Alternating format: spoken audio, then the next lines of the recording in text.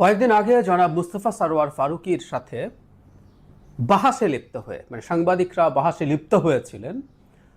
এটা নিয়ে অনেক আলাপ আছে, সেই আলাপটা আবার একটু করতে চাই, কারণ এটা নিয়ে অলরেডি একবার কথা বলেছি, কিন্তু নতুন করে কথা বলার উদ্দেশ্য হচ্ছে এই বিতর্কটা চলছে সাংবাদিকতার সীমা কোনটা, সাংবাদিকরা কেমন প্রশ্ন করতে পারবেন, সাংবাদিকরা বাহাসে লিপ্ত হতে পারবেন কিনা, এবং ফাইনালি যেটা আরও জরুরি প্রশ্ন, কেউ কি শেখ হাসিনার পক্ষে মোটিভেটেড হয়ে সাংবাদিকতা করতে পারবেন?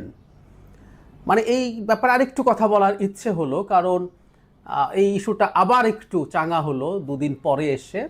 জনাব খালেদ মহিউদ্দিন তার যে শোটা করেন ঠিকানায় খালেদ মহিউদ্দিন, সেখানে এই প্রশ্নটা আবার নতুন করে উঠলো। এই ইস্যু নিয়ে কথা হয়েছে দীর্ঘ সময়, অন্যান্য ইস্যু ছিল কিন্তু মূল ইস্যু ছিল এটা, যেখানে বাংলাদেশ সংবাদ সংস্থার এমডি এবং প্রধান সম্পাদক জনাব মাহবুব মোর্শেদ ছিলেন এবং নেত্র নিউজের প্রধান সম্পাদক জনাব তাসনিম খলিল ছিলেন। সেইখানে একই আলাপ, বিশেষ করে যারা মাহবুব মোর্শেদ একটা আলাপ তুলছেন, আমি যেটা দেখলাম সামাজিক মাধ্যমে এই আলাপটা অনেকে প্রথম দিন থেকে করছেন এবং এই ডিবেটের পরেও করছেন। অনেকেই মনে করছেন যারা মাহবুব মোর্শেদ যেটা বলছেন সেটা সঠিক, এবং আবার অবশ্যই বিপরীত চিন্তাও আছে। অনেকে আবার মনে করছেন জনাব মোর্শেদ সঠিক নন, রাদার তার সাথে জনাব খালেদ মহিউদ্দিন এবং তাসনিম খলিল যে পয়েন্টে ডিবেট করেছেন তারাই সঠিক জায়গায় আছেন। এই ধরনের আলাপ হচ্ছে। টকশোটা নিয়ে একটু বেসিক দু একটা কথা একটু বলে রাখি, আপনারা সুযোগ পেলে দেখে নেবেন। সেখানে আসলে জনাব মাহবুব মোর্শেদ যেটা বলতে চেয়েছেন, অবশ্যই এখানে ওনার একটা কোন সত্তায় উনি কথা বলছেন, এটা একটা ইন্টারেস্টিং ডিবেট হলো দেখলাম। জনাব তাসনিম খলিল মনে করছেন যে তিনি সরকারের মানুষ হয়ে, সরকারের অংশ হয়ে কথা বলছেন। আমরা জানি তিনি বাংলাদেশ সংবাদ সংস্থা একটা সরকারি সংস্থা, সেটার সর্বোচ্চ পদে আসীন আছেন। আবার একই সাথে মাহবুব মোর্শেদ একজন দীর্ঘকালীন অ্যাক্টিভিস্ট, লেখক, অনেক কিছু, এবং শেখ হাসিনা বিরোধী যে লড়াই তাতে গুরুত্বপূর্ণ রোল তিনি প্লে করেছেন। তো সেই সত্তায় কোন সত্তায় কথা বলছেন এটা নিয়ে আলাপ নিয়ে ডিবেট হলো, কিছুটা উত্তেজনা হলো। কিন্তু যেটা বলতে চাইছি, তিনি মনে করেন, এটা আবারও বলছি, তার মুখের এই বক্তব্যটা আমি জাস্ট নিচ্ছি কারণ এই বক্তব্যটা আমাদের সোসাইটিতে এক্সিস্ট করে। সেটা হচ্ছে একটা সংবাদ সম্মেলন হচ্ছে, সেখানে যে বিষয় তাই সেই বিষয়ের বাইরে গিয়ে প্রশ্ন করা হয়েছে, এটা করতে পারে কি না তিনি তার মতামত দিচ্ছেন। আমি দেখলাম খুবই গুরুত্বপূর্ণ মানুষও এই আলাপ করছেন, সাংবাদিক মতামত দিতে পারবেন না, তার কাজ শুধু প্রশ্ন করা। তো সেটাও জনাব মাহবুব মোর্শেদ আনলেন, এবং তিনি যে বিতর্কে লিপ্ত হয়েছেন এবং তিনি তার আসলে একটা এজেন্ডা, তার একটা বক্তব্য আছে, সেটা প্রতিষ্ঠিত করার জন্য রায়দার ওখানে গেছে, তিনি সাংবাদিকতার জন্য যাননি। সুতরাং এটা সাংবাদিকতা না এটা। এবং আরেকটা ইস্যু আসতে থাকলো একটা পর্যায়ে, সেটা হচ্ছে শেখ হাসিনার পক্ষে সাংবাদিকরা তার যে বিভৎস রেজিম, মানুষের উপরে যে অন্যায় অত্যাচার নিপীড়ন চালিয়েছে, তার সম্মতি উৎপাদন করেছিল। সুতরাং সাংবাদিকদের তার পক্ষ নেয়া নিয়েও তার জনাব মোর্শেদের প্রশ্ন আছে। আবার বলছি, যারা মাহবুব মোর্শেদের এই কথাগুলো সবগুলো আমাদের কারো না কারো মনের মধ্যে আছে। আমি এই আলাপগুলো দেখছি, আগে দেখেছি এবং এই টকশোটার পরেও দেখেছি। এবং কেউ কেউ বলার চেষ্টা করছেন যে জনাব মাহবুব মোর্শেদ খুব লজিকলি এস্টাবলিশ এগুলো করতে না পারলেও, যেটাকে জার্নালিজম বলছেন জনাব খালেদ মহিউদ্দিন এবং জনাব তাসনিম খলিল, সেটা জার্নালিজম না, এটা আসলে ডিসইনফরমেশন ছড়ানোর একটা টুলকে জার্নালিজম বলতে পারবো কিনা, এবং সেগুলোকে বন্ধ করাই উচিত, এইরকম কথাবার্তা। আপনারা খুবই ইন্টারেস্টিং ডিবেট, আপনারা ইয়েটা দেখে নিলে ভালো হবে। আমি কয়েকটা প্রশ্ন এখন আমার টেক বা এই ইস্যুগুলো নিয়ে কথা বলি। আগেরটাও বলেছিলাম, আগেরটায় অল্প বলেছি, কারণ হলো আমার মূল বিষয় ছিল আসলে আগেরটায় এই যে সরকার একটা মবকে ঠেকাতে ব্যর্থ হলো। ওই ঘটনাটা ঘটেছে আসলে একটা মবের কারণে। জুলাই রেভলিউশনারি অ্যালায়েন্স নামে একটা সংগঠন এই কাজটা করেছে, এবং সরকার না ঠেকাতে পেরে এটা আদতে শেষ পর্যন্ত সরকারের রেসপন্সিবিলিটি হয়েছে। যদিও আমি কোনোভাবেই মনে করি না, আমি সেখানেও বলেছি সরকার আসলে এটা করতে বলেনি, প্রশ্নই আসলে। আমি এই সরকারের সব সমালোচনার পরও এই সমালোচনা করি না, এবং আমি আবারও বলে রাখি, অত্যন্ত স্মার্টলি জনাব ফারুকী সেই প্রশ্নগুলো সব জবাব দিয়েছিলেন। এই প্রসঙ্গে একটা ফুটনোট দিয়ে রাখা ভালো, কোনো মিডিয়ার হেডলাইন এমনভাবে করা হয়েছে যে জনাব ফারুকীর সাথে ডিবেটের জেরে চাকরি গেছে। ডিবেটের পর আসলে ঘটনাটা ঘটেছে, অ্যান্ড সামহাউ ইটস কানেক্টেড, কিন্তু শুধু হেডলাইন পড়লে মনে হবে যে এটা সরকার বা জনাব ফারুকীর রোশান হলে পড়েছেন ওই তিন সাংবাদিক। ব্যাপারগুলো এই রকমও না, এটা একেবারেই ভুল ধরনের এবং মিসলিডিং বলতে পারি আমরা। যাই হোক, সাংবাদিকরা কি প্রশ্ন যে কনটেক্সট আছে তার বাইরে করতে পারবেন? আমার মনে হয় করতে পারবেন। আমার মনে হয় করতে পারবেন, এবং যে বিষয় আছে তার মধ্যে শতভাগ থেকে তার বাইরে যাওয়া যাবে না, এটা হয় না। একটা কথা মনে রাখা দরকার যে ক্ষমতাবান যে মানুষরা আছে সেই ক্ষমতাবান মানুষকে সবসময় পাওয়া যায় না সব প্রশ্ন করার জন্য।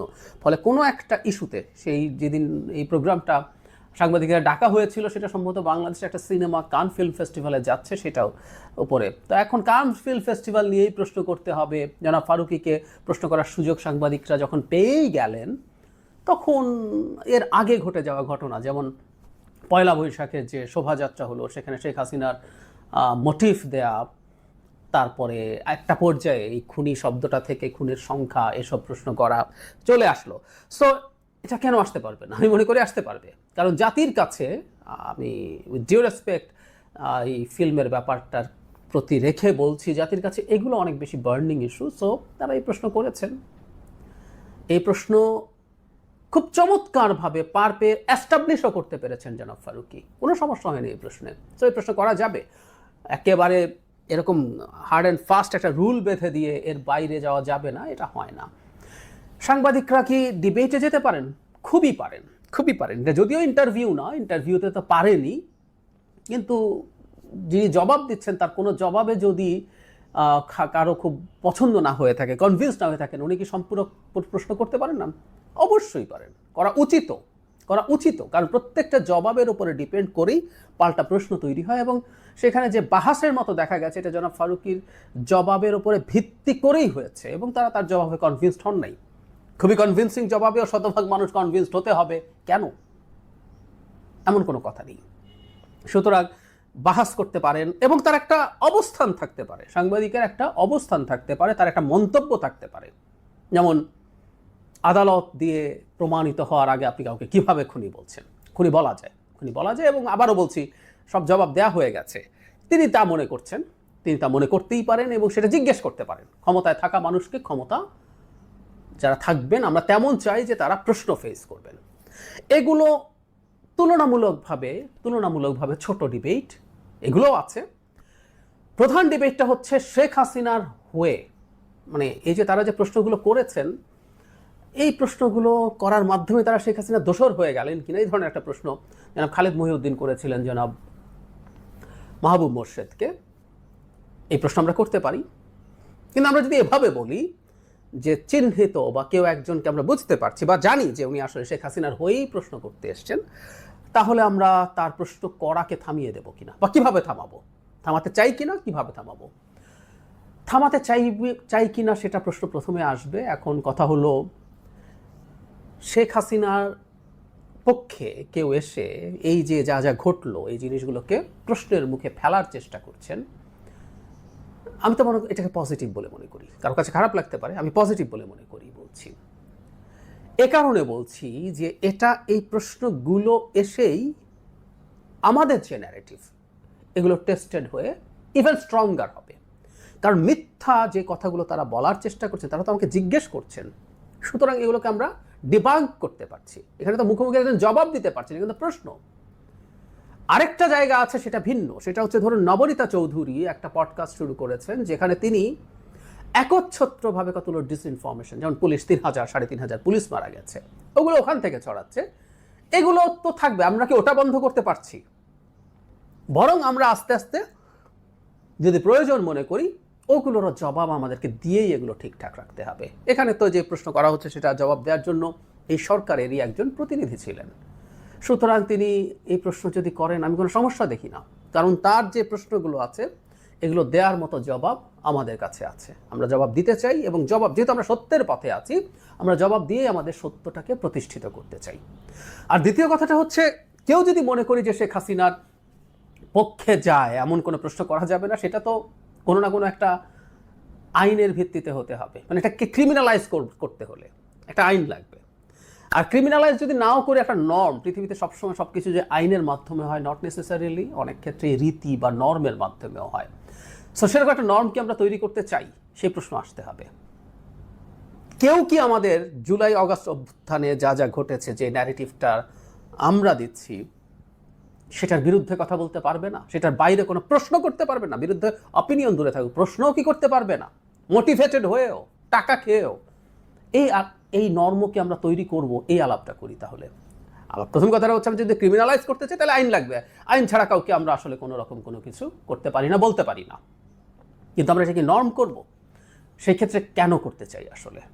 আমাদের মধ্যে কি কোনো ভীতি আছে, কোনো সমস্যা আছে, নাকি কেউ কেউ ভয় করছে এর মাধ্যমে আওয়ামী লীগের ক্রাইম হালকা হয়ে যাবে এবং তাদের ন্যারেটিভ ডমিনেন্ট হয়ে উঠবে? এই যুগটা ডিসইনফরমেশনের, অনেক ফালতু কথা ছড়িয়ে ফেলা যায়।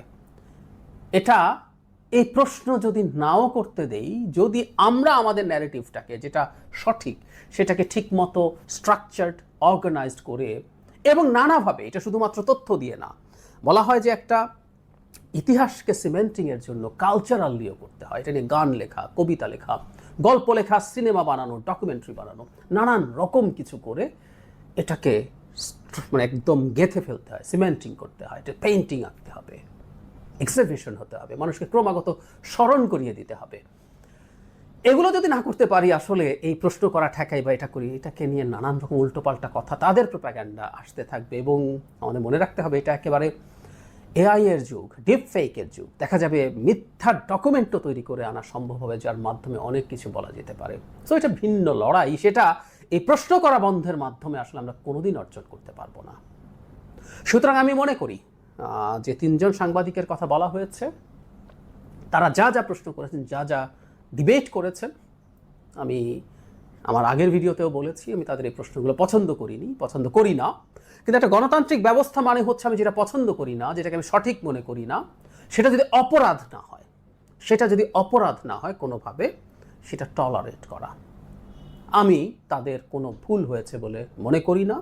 তারা সাংবাদিকতার একেবারে বাইরে গেছেন, তাদের গলা টিপে ধরতে হবে, তাদের বন্ধ করে দিতে হবে, এবং ভবিষ্যতে এমন একটা নজির তৈরি করলাম যে ভবিষ্যতে যাতে আর কেউ এই ধরনের কাজ না করে।